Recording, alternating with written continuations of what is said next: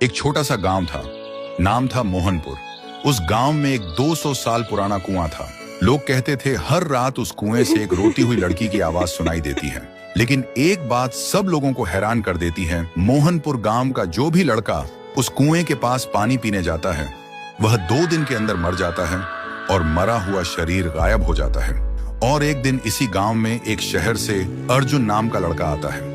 अर्जुन वह छुट्टियों में अपने दादाजी से मिलने आए थे। एक दिन अर्जुन गांव के लोगों से सुना है कि वह कुआं बहुत डरावना है और कोई उसके पास नहीं जाता।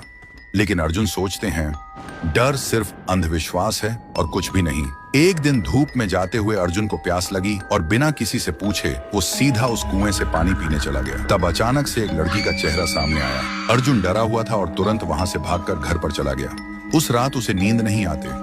हर समय उसे लगता है कोई उसे देख रहा है और कोई बुला रहा है। अब उसे भी डर लगने लगा था। फिर सुबह अर्जुन ने एक बुजुर्ग से पूछा, चाचा ये कुआं इतना डरावना क्यों है? चाचा ने बोला, यह कुआं बहुत पुराना है। यहाँ से आधी रात में एक लड़की की रोते हुए आवाज निकलती है और वह लड़की हमेशा लड़कों को ही अपना शिकार बनाता है। आज तक इसका राज कोई समझ नहीं पाया। इस बात को सुनकर अर्जुन वहां से निकल पड़े और घर में आकर एक पाखंडी बाबा को कॉल करके बुलाता है ताकि इसका राज क्या है वह जान पाए।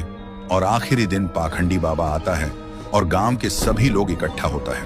पाखंडी बाबा उस कुएं को देखकर कांपते हुए कहता है कि यह तो बहुत ही भयानक है। कुएं के अंदर जो भी है उसको पकड़ना मेरे बस के बाहर है। ऐसे बोलकर पाखंडी बाबा उस गांव से निकल पड़े। ऐसी स्थिति में गांव वाले का डर और भी बढ़ जाता है। अर्जुन के मन में सवाल उठते हैं कि उस दिन मैंने जो देखा क्या वह मेरा वहम था, और आज तांत्रिक ने क्या देखा जो डर के भाग गया। आखिरी दिन अर्जुन आधी रात में कुएं के पास एक पेड़ के पीछे छुप जाता है। अर्जुन देखा है कि कुएं के अंदर से एक अजीब सा रोने वाला लड़की का आवाज सुनाई देता है और तभी कुएं के अंदर से एक लड़की बाहर निकलती है। थोड़ी देर बाद एक लड़का गाड़ी लेकर गांव से गुजरता है। वह लड़की उसके सामने आ जाती है और लड़की उस लड़के को मार देता है और लड़के का शरीर गायब हो जाता है। अर्जुन यह सब देखकर हैरान रह जाता है। उसके दिमाग में एक ही सवाल घूमता है कि यह लड़की कौन है जो लड़के को ही अपना शिकार बनाते हैं, लड़कियों को क्यों नहीं? तो दोस्तों, अगर आपको जानना है कि उसे कुएं में वह लड़की कौन था और वह सिर्फ लड़कों को ही क्यों अपना शिकार बनाती है, तो कमेंट करो, पार्ट 2 चाहिए।